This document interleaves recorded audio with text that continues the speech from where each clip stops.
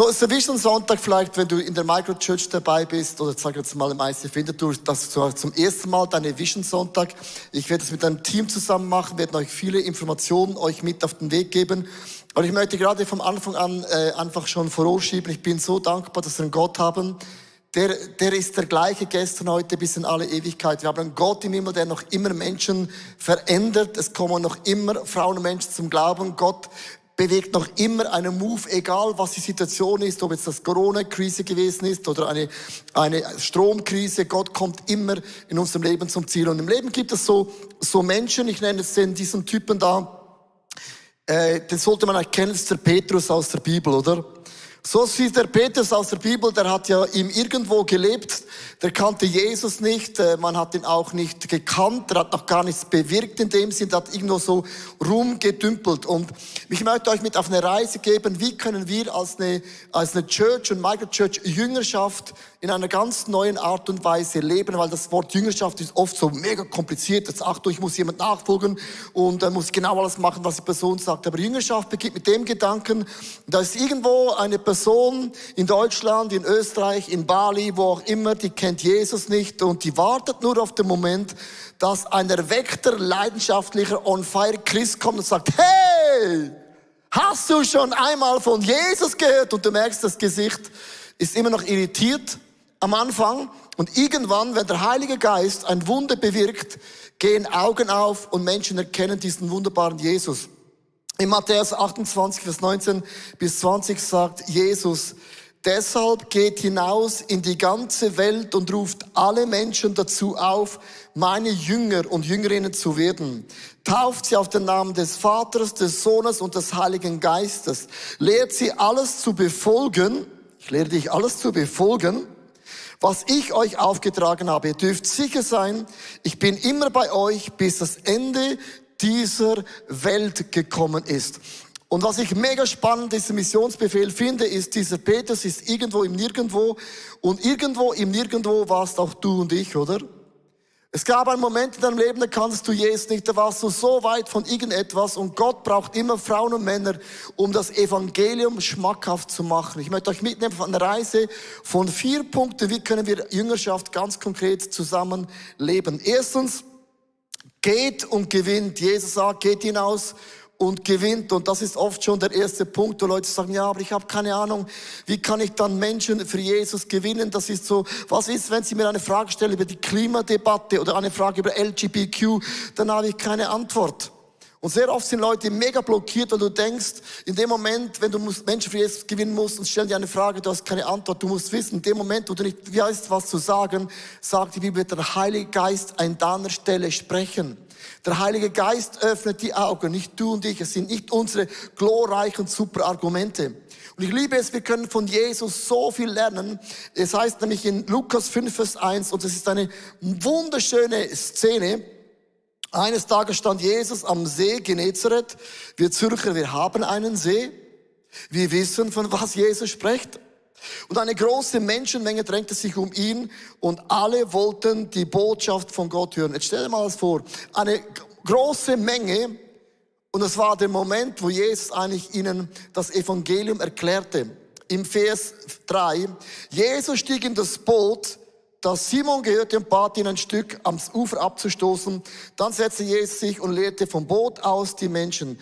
Also Jesus sieht diesen Petrus und sagt, hey, der war kein Christ, hat immer noch eine Schlutte gemacht. Hey, ich brauche dich. Den ganze Nacht gefischt und nichts reingezogen. So Jesus nimmt den Petrus, steigt in sein Boot und er lehrt die Masse. Und ich möchte jetzt euch ganz kurz mitnehmen in das Bild. Ihr seid die Masse und ich bin mit Jesus im Boot. Jesus lehrte zur Masse. Also gewusst, Jesus lehrt immer auch zu einer Masse. Vers 4. Anschließend sagte er zu Simon, fahr jetzt weit hinaus auf den See und werft eure Netze aus. Und achte einmal, was macht Jesus in der Geschichte?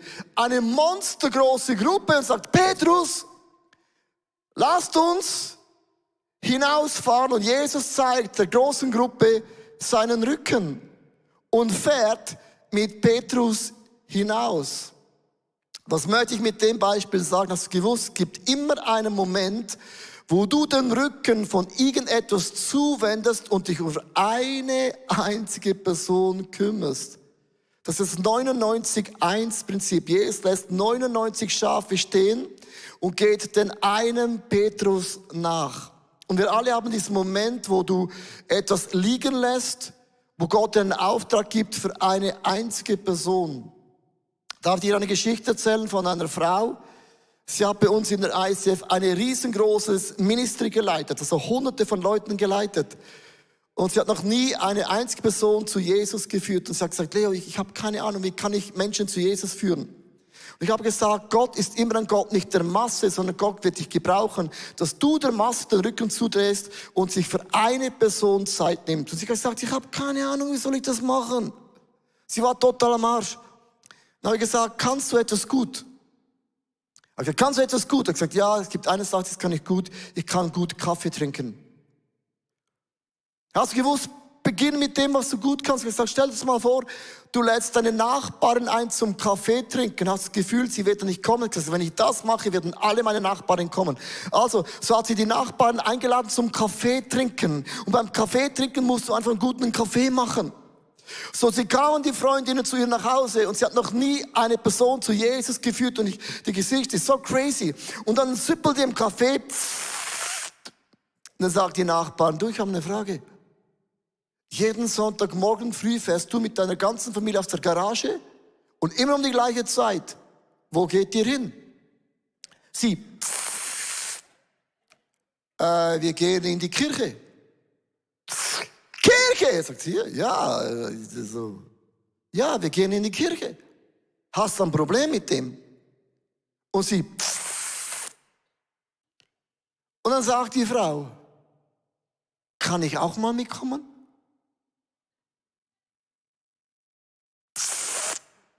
Okay. So eine Woche später kam die Frau in das ICF zum allerersten Mal. Und die Person, die ein großes Ministerleiter hat, noch nie über Jesus gesprochen, aber hat sie mitgenommen wegen dem Kaffee. So sitzt die Person in dieser Church zum allerersten Mal.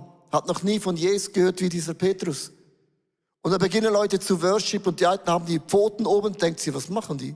Sind die am Fenster reinigen? Und ihr laufen nach ein paar Monaten Tränen runter, weil sie die Heiligkeit von Jesus spürt. Und am Ende kommt ihre Frau nach vorne, ich vergiss es nie mehr, vertraut ihr Leben Jesus an und wird zu einer Nachfolgerin von Jesus Christus. Darf ich dir was sagen? Es ist nicht so kompliziert. Weißt du, was ich gut kann? Ist Golf spielen. Also sagt man. Und wenn ich Golf spiele am Montag und es tragen sich 2 Leute ein, die Jesus nicht kennen, ist es meine Kirche am Montag, wo 3 Leute 4 Stunden mir nicht davonlaufen können. Am Montag drehe ich meinen Rücken zu euch. Hast du gewusst? Am Montag seht ihr nur meinen Rücken. Und dann habe ich 1, 2 Leute vor meinen Augen, wo ich sage, Jesus, bring die richtigen Leute zu meinem Golfspiel, die ich wie Jesus zum Petrus das Evangelium erklären kann. Und das ist nicht so schwer. Und als Jesus macht bei Petrus in Lukas 5, Vers 4, anschließend sagt er zu Simon, fahr jetzt hinaus auf den See und werf das Netz aus. Und er wirft das Netz aus und sie holen mehr Fische rein als jemals zuvor. Gott macht ein Wunder. Und Petrus vertraut sein Leben Jesus an. Und alles beginnt, liebe Frauen und Männer. Gott stellt Petrus in dein Leben hinein. Es ist immer eine Person. Wenn du glaubst, du bist für Großes geboren, sag immer, ja, stimmt. Groß ist der Petrus und das ist eine Person. Gott wird in diesem Jahr dir eine Person auf den Weg schicken, die Speerangel offen ist für das Evangelium. Wenn die Leute dann zum Glauben kommen, wird uns Michi Sieber erklären, ja, was macht man jetzt, wenn jemand sagt, Jesus, komm in mein Leben, ich folge dir nach. Dann beginnt eben der Schritt Nummer 2, wie wir ganz konkret Menschen zu reifen, mündigen Jünger heranführen können. Over to Michael. Yeah. Ja, vor ein paar Jahren ist mir genau das passiert. Da ist ein Mann, der war Fußballcoach eines meiner Söhne. Ich war im Training mit dabei, ich habe zugeschaut und er hat mir genau die Frage gestellt, er hat gesagt, hey, ich habe dich online gesehen und ich weiß genau, wer du bist. Ich habe dich gegoogelt. Und ich möchte, dass du mir deinen Glauben erklärst. Könntest du mir zeigen, was das bedeutet, Gott nachzufolgen? Können wir darüber mal sprechen? Und das ist genau der Moment, wo Gott mir diesen Petrus oder vielleicht dir deine Petra ins Leben schickt. Und dann ist die Frage, ja, was erkläre ich jetzt genau? Wovon spreche ich? Welche Schritte gehe ich mit dieser Person? Das ist der zweite Punkt heute, wo Jesus sagt, ja, lehrt sie und tauft sie. In diesem Vers heißt es, tauft sie auf den Namen des Vaters, des Sohnes und des Heiligen Geistes und lehrt sie alles befolgen, was ich euch aufgetragen habe. Also in dem Moment, wo Leute offen sind, die Petra oder der Petrus in deinem Leben auftauchen, dann sei bewusst in deinem Kopf, taufen und sie alles lehren. Ich habe natürlich aus meiner langjährigen Erfahrung aus dem ICF noch die 4 Booklets gekannt aus alten Zeiten. Gewinnen, festigen, trainieren, beauftragen. Du siehst die eingeblendet. Einige von euch waren vielleicht schon mit dabei. Und ich habe mit diesem Petrus in einem Leben habe ich diese Schritte gemacht. Wir haben uns jede Woche getroffen. Wir haben darüber gesprochen, wie kannst du Jesus nachfolgen? Was bedeutet die Taufe? Und ich konnte ihn taufen in unserem Zuhause. Du siehst ein Bild da eingeblendet. Es war ein riesen Highlight und wir konnten so Step by Step miteinander diesen Glauben an Jesus entdecken und wir sind heute immer noch jede Woche miteinander unterwegs und beten. Wir haben in den letzten Wochen uns Gedanken gemacht, in den letzten Monaten als Team hier im ICF, wie können wir es so einfach wie möglich machen, damit jede Person in der Microchurch in Deutschland, hier vor Ort, in jeder Location von ICF, dass wir ein Konzept im Kopf haben, damit wir sehr einfach Leute einen Schritt nach dem anderen anleiten können. Und wir sind auf ein Dreieck gekommen, das heißt entdecken, vertiefen und weitergeben. Eigentlich sind es ganz einfache Schritte, wie Jesus den Petrus genommen hat. Er hat seinen Jüngern gezeigt, wie das Reich Gottes schmeckt. Er hat sie in eine neue Identität reingeführt. Er hat ihnen geholfen, das zu vertiefen. Und dann, als Jesus in den Himmel ging, hat er sie beauftragt, gebt jetzt das weiter. Und das ist für uns so das Konzept, das wir im Kopf haben, dass wir 3 Schritte mit den Leuten gehen. Konkret haben wir uns überlegt, ja, jetzt so, wenn jemand in die Kirche kommt, was geschieht dann eigentlich? Die meisten, die hier vor Ort oder online in die Kirche, die Tür reinkommen, die laden wir ein, in die Coming Home Group zu kommen. Das ist so eigentlich der erste Ort, wo wir Leute einladen, Teil unserer Kirche zu sein, den Petrus und die Petra.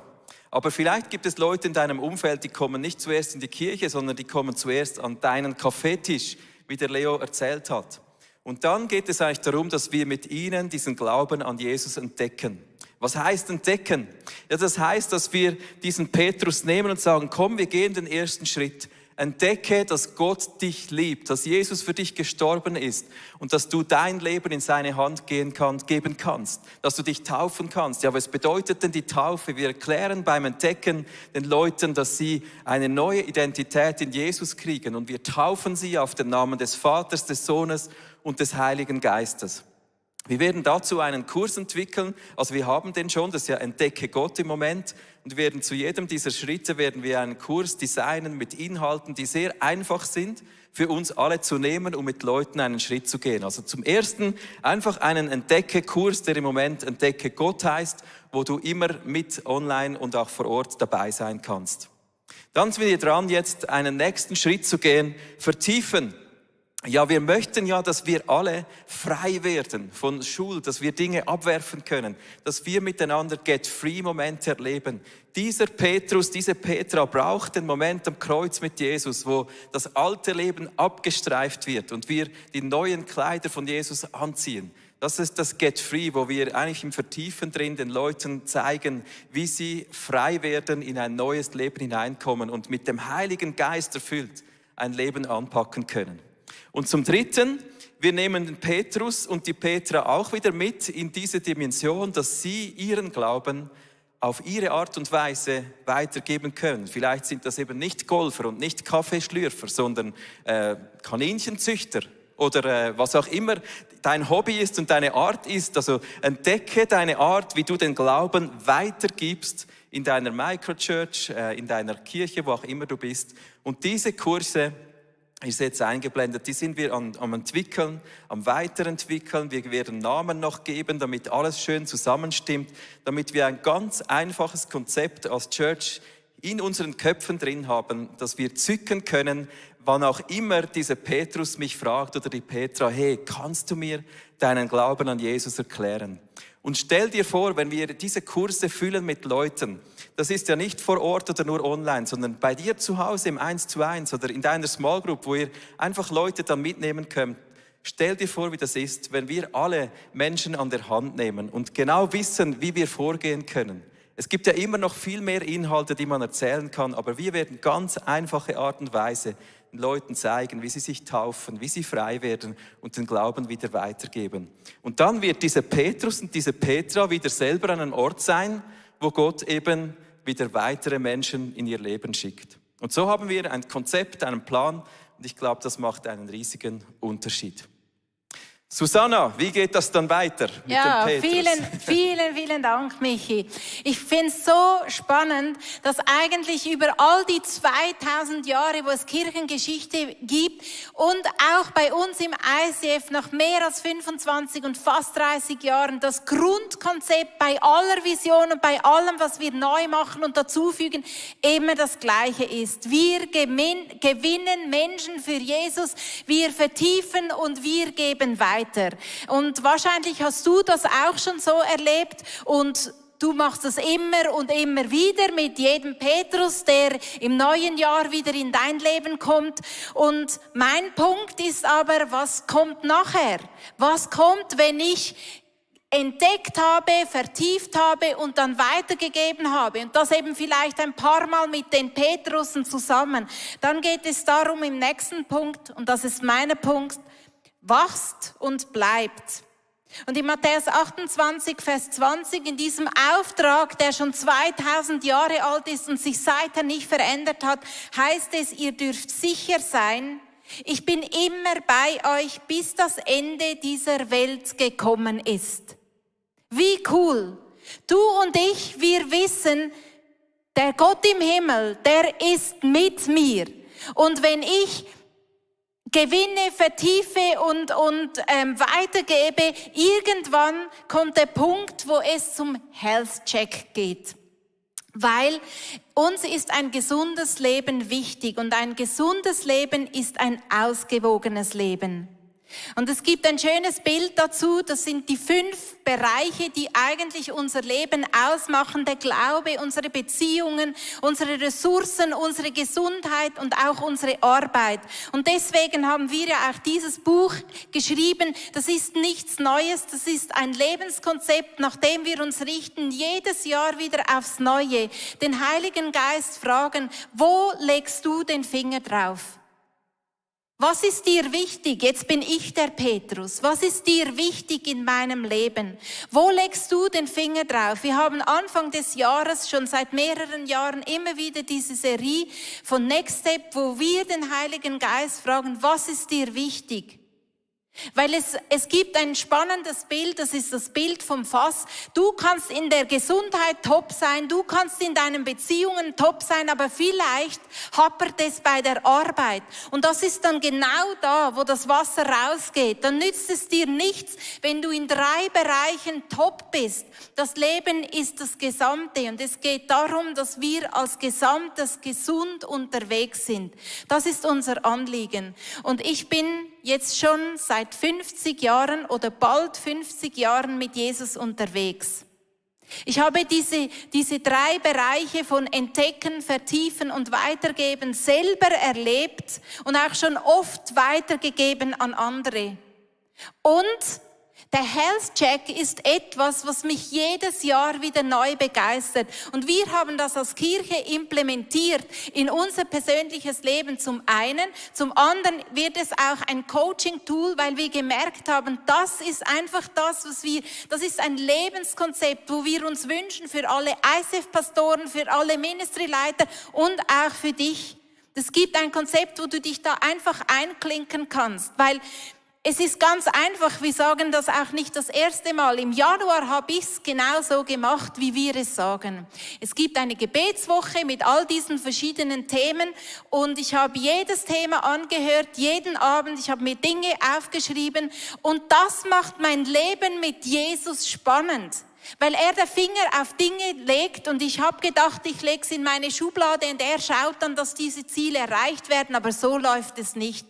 Und das macht mein Leben auch nach 50 Jahren mit Jesus einfach spannend, weil er hat gesagt, so ernst wie du diese Ziele nimmst, so ernst nehme ich sie auch.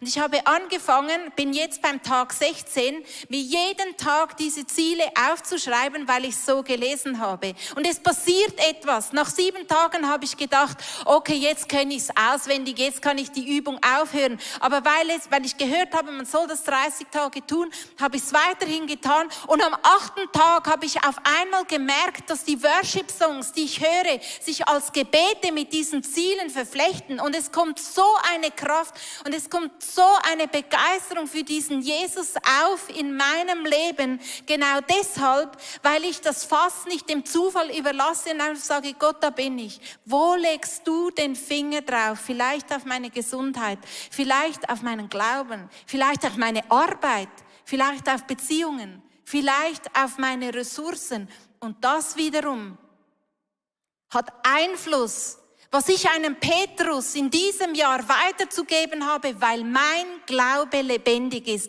Und aus dieser Lebendigkeit ist es viel einfacher weiterzugeben, als einfach so nach dem Buch und man macht es halt so. Vielen Dank. So, ich möchte das nochmal ganz kurz zusammenfassen. Die Frage ist, wieso lernen wir das rüber? Für die einen ist das vielleicht Repetition, für die einen total neu. Weil wir haben uns in den letzten 2 Jahren wirklich fast verdoppelt als eine Church. Wir haben mega viele neue Leute und oft haben Leute keine Ahnung mehr. Wenn ich jetzt jemanden zum Glauben gebracht habe, jetzt habe ich jemanden mitgenommen in die Microchurch oder jemanden mitgenommen in dieses ICF, kommt zum Glauben. Ja, was mache ich jetzt? Und vor Corona war es vielleicht noch klar, aber es ist ganz, ganz wichtig, das Entdecken und Vertiefen und auch weitergeben, weil wir wollen sehen, dass Leute zum Glauben kommen, getauft werden und nicht erst 30 Jahre später. Das hat mit dem Teaching zu tun, sondern der Taufen gehört relativ schnell dazu, nachdem ich mich für Jesus entschieden habe. Und wenn du dann das mit diesem Petrus gemacht hast, dann sagst du der Person, geh hinaus und gewinne auch wieder Menschen. Und es braucht ein bisschen ein Konzept in dem Sinne. Und wenn du dann schon gläubig bist, dann macht man diesen Health-Check, den machen wir jedes Jahr immer wieder, weil ich einfach fit bleiben will in Jesus. Wir werden zum Beispiel jetzt in einer Woche mit dem ganzen Staff, mit allen Angestellten, werden wir einen Health-Check machen. Weil das macht man beim Sport ja auch. Man bezahlt ja nicht Millionen für einen Topspieler und dann lässt man ihn irgendwo sein, sondern wir schauen immer auch, ist unser Staff, sind die Volunteers on fire für Jesus. Wir machen alles, was wir machen können und der Rest natürlich ist immer auch up to you. Ich möchte enden, wenn man jemand gewinnt und dann festigt man die Person und dann, wie gesagt, macht die Person den Health-Check. Was bedeutet das denn, du schon lange gläubig bist und was ist so der Urfundament für unsere Church? Und ich möchte euch ganz kurz ein bisschen mitnehmen. Wir sind in einer Situation, das wisst ihr ja, die letzten 2 Jahre sind viele große Leiter gefallen. Auch viele große Movements haben ein Riesenproblem die letzten paar Monate bekommen, weil Leiter gewisse Dinge falsch gemacht haben. Und so kommt oft die Frage und sagt, ja, aber Leo, wer schaut denn dir auf die Finger? Meine Antwort war gewesen, bis vor Corona noch meine Mutter, da braucht es dich noch nicht. Aber meine Mutter ist im Himmel und jetzt brauche ich euch. Das ist immer so mein Running Gag, so könnt ihr ein bisschen lachen. So. Aber wer schaut auf uns? Habt ihr einen Ältestenrat? Habt ihr ein Management? Habt ihr ein Boot? Und alle diese Dinge werden ja oft gefragt. Und ich habe mir dann überlegt, weil all bei diesen Leuten, wo Männer und Werke gefallen sind, die hatten ja einen Ältestenrat und die hatten ein Board. Und du kannst alles haben und doch nützt es nichts, oder? Du kannst auch in das Coaching gehen und du bist ja nur so ehrlich, wie du auch ehrlich bist, ist noch interessant, oder? Ich kann dich coachen und du kannst dich immer noch Dinge machen, die niemand weiß.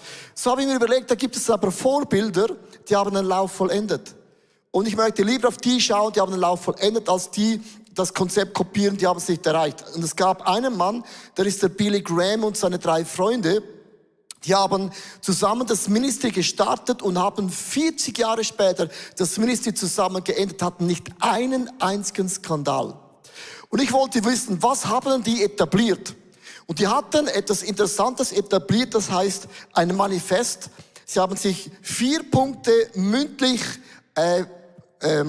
abgemacht. Diese 4 Punkte wollen wir zusammen leben. Und wir haben uns entschieden, wir möchten gerne Leiter, Leiterin sein, die nicht nur Petrus zum Glauben bringt, die nicht noch Leute tauft, sondern wir wollen auch den Lauf vollenden. Und ich möchte auch, dass du den Lauf genauso vollendest.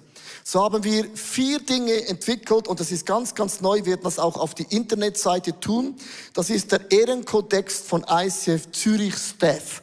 Das hört sich so ein spektakulär Ehrenkodex Staff Zürich. So.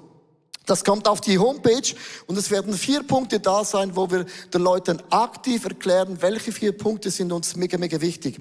In Hebräer 12, Vers 1-2 heißt es, wir wollen den Lauf vollenden. Wir wollen den Lauf siegreich beenden. Wir haben 4 Punkte uns entschieden, freiwillig, by the way. Das wird auch nicht extrem kontrolliert, sondern jeder ist verantwortlich, diese Dinge nach bestem Wissen und Gewissen umzuleben.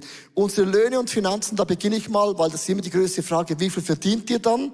Meine Antwort ist immer zu wenig. Das sagst du bei der Firma auch, zu wenig. Das sagen wir auch zu wenig, wenn man kann immer mehr haben. Wichtig hier, ich habe das für euch aufgeschrieben. Das heißt, wir haben einen klar definierten Gehalt. Unser Gehalt verändert sich nicht. Wenn die Gemeinde wächst, habe ich nicht mehr Gehalt. Leider nicht, ganz dumm, leider nicht. Sondern ich habe nur mehr Arbeit und mehr Probleme. Aber ich habe nicht mehr Finanzen. Wir haben ein ganz klar definiertes Gehalt. Das ist ganz, ganz wichtig. Niemand von uns verdient an den Büchern. Meine Frau kann das Buch promoten, sie verdient gar nichts an dem. Auch die Worship, niemand verdient an Büchern, niemand verdient an Worship. Das ist alles klar definiert, von was wir verdienen und was wir nicht verdienen, weil wir wollen am Ende vom Tag sagen, wir vertrauen, dass unser Gehalt, das wir hier verdienen, das genügt. Und alles andere, was Leute mitbringen an Erbe, hat mit der Kirche nicht viel zu tun. Das ist noch eine ganz andere Geschichte. Es gibt Leute, die haben viel geerbt, nicht von der Church, sondern einfach geerbt. Kann sie auch geben. Aber das ist definiert, die Finanzen. Ist cool, oder? Da würde ich mal einen Applaus geben, wenn ich ein Schweizer wäre. Komm. Weil jeder Amerikaner sagt, das meinst du nicht im Ernst. Doch, das ist unsere Grundlage. Niemand kann mir vorwerfen, eines Tages, ich habe mich bereichert an ICF Zürich. Wird nicht möglich sein. Da haben wir ganz klare Dinge etabliert, das wird nicht möglich sein. Auch wenn ich wollte, würde es nicht gehen, weil es geht nicht. Dann unsere Gesundheit und Sexualität, das ist so nicht so interessant.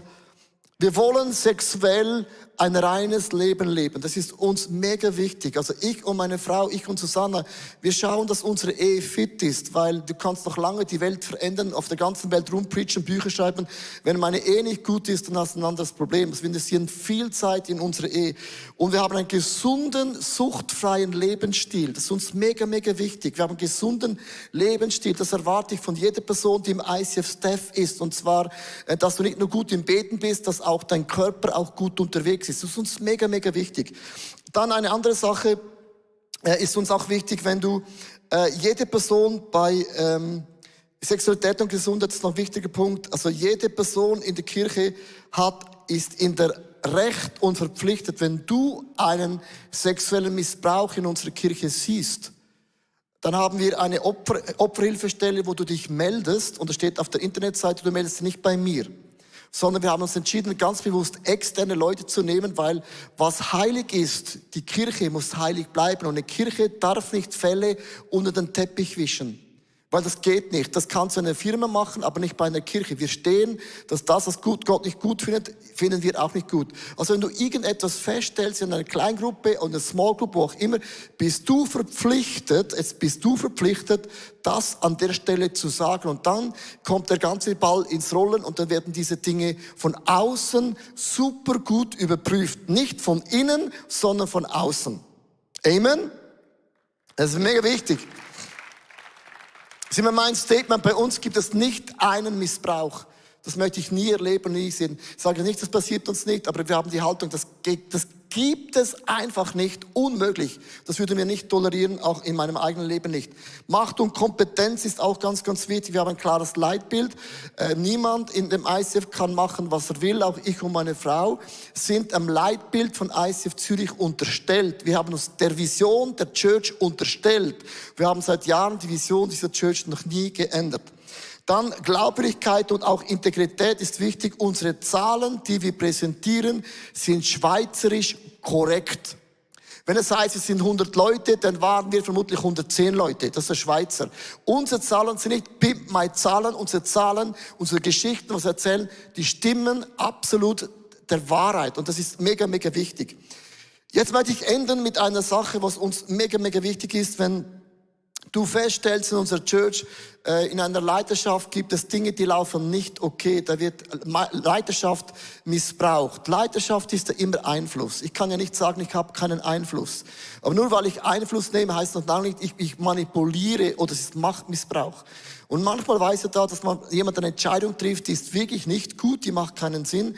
Und wenn ein Team, eine Person darunter leidet, habe eine Ombudsstelle eingerichtet, eine externe Stelle, wo du dich wenden kannst sagen, der Leo, immer wieder kannst du alle deine Vorbehalte bringen und platzieren. Und diese Stelle wird dann zu uns kommen und sagen, wir haben von 30 Leuten gehört über der Person, und dann wird man hinsetzen und wird das von außen, wird das dann eigentlich gefeedbackt und auch gelöst. Und mit diesem Ehrenkontext möchte ich euch Folgendes sagen. Wir können nicht die Leiter kontrollieren. Wir coachen die Leute. Wir coachen die Leute extrem gut. Ich mache jedes Jahr einen Health-Check mit allen. Und ich weiß die Schwachstellen bei den Leitern. Sie kennen auch meine Schwachstellen. Aber manchmal, liebe Frauen und Männer, kannst du coachen, wie du willst. Und darum ist bewusst, es ist eine Verpflichtung. Wir wollen Jesus Christus ähnlich werden. Und wir wollen mit der Hilfe von Gott das Ziel auch siegreich beenden. Und darum der Ehrenkontext, liebe Frauen und Männer, der wird auf die Homepage kommen, weil was mich ein bisschen anzipft, ich höre immer wieder so Gerüchte, ja, Leo verdient mega viel oder Leo verdient von den Büchern. Und die Leute können nichts dafür, die glauben nur das, was sie sehen und was sie hören. Und wir sagen, wir sind proaktiv, sondern wir schreiben die Geschichte und nicht die Gerüchte. Das ist der Punkt. Wir schreiben die Geschichte und nicht die Gerüchte. Du kannst immer sagen, das steht da geschrieben. Und mit diesem Manifest habt ihr viele Möglichkeiten. Ihr könnt auch in die Buchhaltung reinschauen. Wir haben eine offene Buchhaltung. Es gibt nichts zu verstecken. Die Zahlen sind geschrieben, schweizerisch korrekt. Wir sind eine offene Church, weil wir leben von Spenden. Und wir haben auch euch Spenden immer eine Verantwortung, wie wir mit diesen Dingen auch gut und sorgfältig umgehen. Und mein Wunsch ist Folgendes. Und ich ende. Lasst uns diese Petrusse gewinnen. Lasst sie uns entdecken, vertiefen und weitergeben und getauft werden. Und lasst sie erleben, dass sie einen Health-Check machen. Und lasst uns eine Kultur entwickeln, wo wir sagen, lasst uns doch zusammen das Ziel mit Jesus erreichen. Und es steht da beim Ehrenkodex am Ende ein Wort, möge Gott uns dabei helfen. Der Satz meine ich vom tiefsten Herzen. Die Bibel sagt, wer meint, er steht, pass auf, dass du nicht fällst. Und wir sind nicht so arrogant, dass wir das Gefühl haben, wir sind besser, wir sind wie alle anderen. Wir alle haben Stärken, wir alle haben Schwächen, wir wissen, wir brauchen die Gunst und die Gnade und die Güte Gottes, dass wir ein Erbe von Reich Gottes weitergeben können, Next Generation, wo Leute sagen, wir haben Vorbilder wie Billy Graham, die haben den Lauf mit Jesus vollendet. Amen.